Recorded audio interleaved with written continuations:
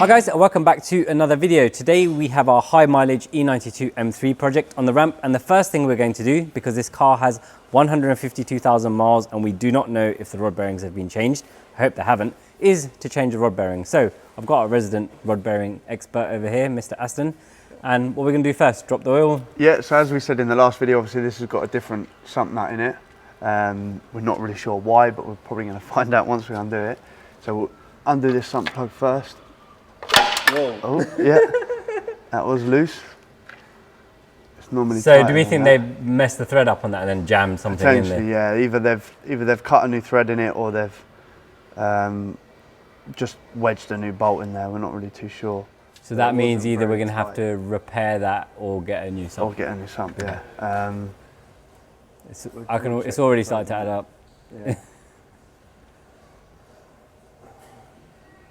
I've been wanting to do this for a while because we haven't seen too many really high mileage ones, so you don't really know what goes wrong with them. So this is going to be like an accelerated version of what can happen. This is the highest mileage car that I've done rod bearings on, so it will be interesting to see. And because it's an earlier build, it's got the older shells in it as well. Well, it should have the older shells. It should have the older ones, which should show more copper if they're worn. So it will be interesting to see. This is very hot. There we go. What are we saying about the colour of the oil? Is it a bit darker than normal? Quite dark, but it's still got like the amber texture in the middle, so it's not all thick and gloopy. So the car did have some service history with it. The run-in service was done many thousands of miles ago. Had regular BMW service history up to around 90,000 miles, and after that it's been some random tyre and MOT garage. But it looks like it has had regular services along the way, but we're not sure exactly what has been done. Yeah, so obviously, as most people know, these have got two sump plugs, which this one's tight. So we'll drain this one as well before we go up and have a look at the filter.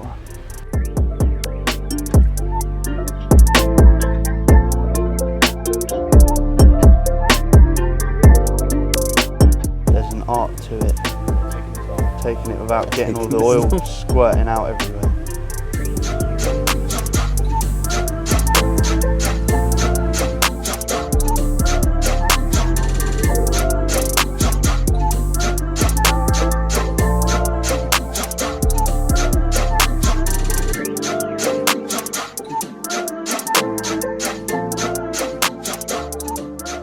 So I've taken the oil filter out and broken it down so we can take a look. So if we look in between the fins of the filter, we'll see if there's any metal inside. And it looks to be all right. It doesn't look like there's any metal filings or anything like that in between or foreign objects, so that's pretty good. Obviously we don't know when this oil was last changed, so we don't know how old the filter is. But at the minute, it's looking pretty good. Bit of fluff there on the inside.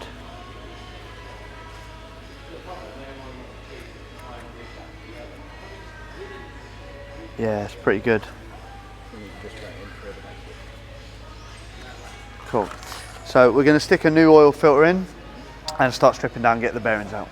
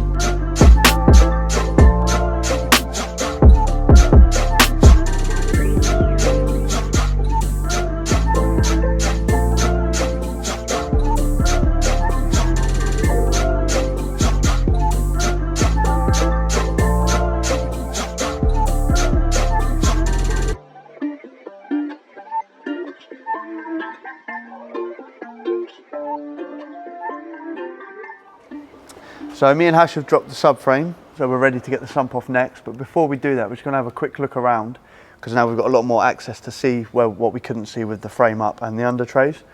Obviously, as we noticed with the trays on, there's quite a large oil build up pretty much everywhere. This is probably from the DCT, and then we're looking like on the frame, which appears to be coming from up the top where the rocker covers are. The engine mounts, which we'll show you on the bench in a little while, they were pretty bad condition as well. On a closer inspection, this has had a repair, which is why that's got a different sump plug in it. It's actually a larger thread than the original one, so they've obviously drilled it out and put a new thread in there, which is fine. We're just going to reuse that because it does seal okay. If we move round to the front, again, there's just oil everywhere. These power steering pipes, which we spoke about before, we're going to replace these, and we're definitely going to do the rocker covers, which I don't know if you can see up there. You see the oil build up around the rocker covers. That's where all this oil weepage is coming from.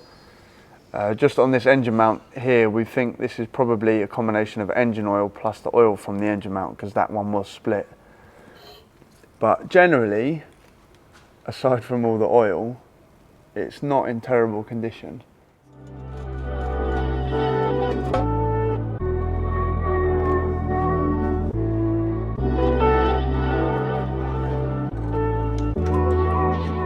Brian Little.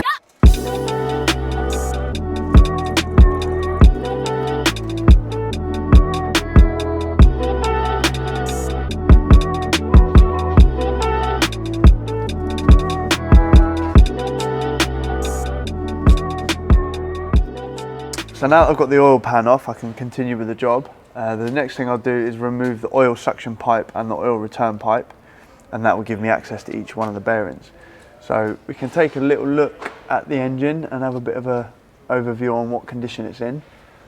It's got this build up of oil staining, which we generally see on most engines anyway. This is obviously a little bit darker, maybe because it's a bit older. But what we have noticed on some engines is that you can tell when the engine's been really hot because parts of it are very blue. At the moment, this doesn't look like this is the case with this engine, so we're hoping it hasn't been driven too hard. So what we'll do now is crank the engine over by hand to access each shell. I'll take out the first set of shells and we'll put them onto the table and have a look.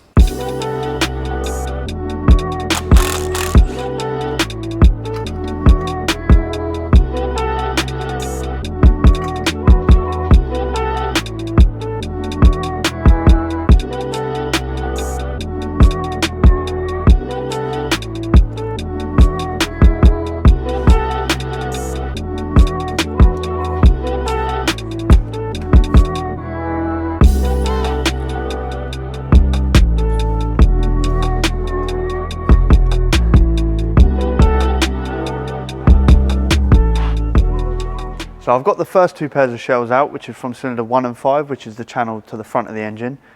If we take a closer look at the shells, there's two indications that these are more than likely the originals. One is that the part number's 088, 089, and the new shells have part number 702, 703. The second indication to tell us that these are the original shells is the copper. So this one is obviously worn through to the copper. We can pretty much guarantee these shells have not been changed because BMW discontinued this part when they done the newer style shells. So I'm going to continue with the job, take out the other shells, put the new ones back in, and I'm pretty sure as we get into the higher cylinders they're going to be more worn because that's generally what we see. So let's get on with the rest of the job.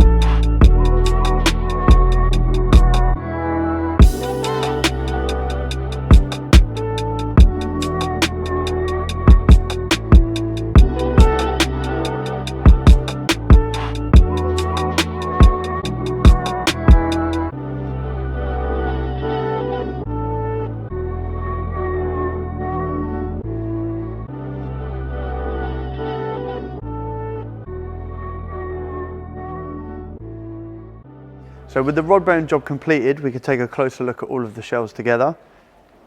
We did look at cylinder 1 and 5 earlier, and we had our initial impressions, but now that I have all of the shells in front of me, we can tell that they are the original bearings.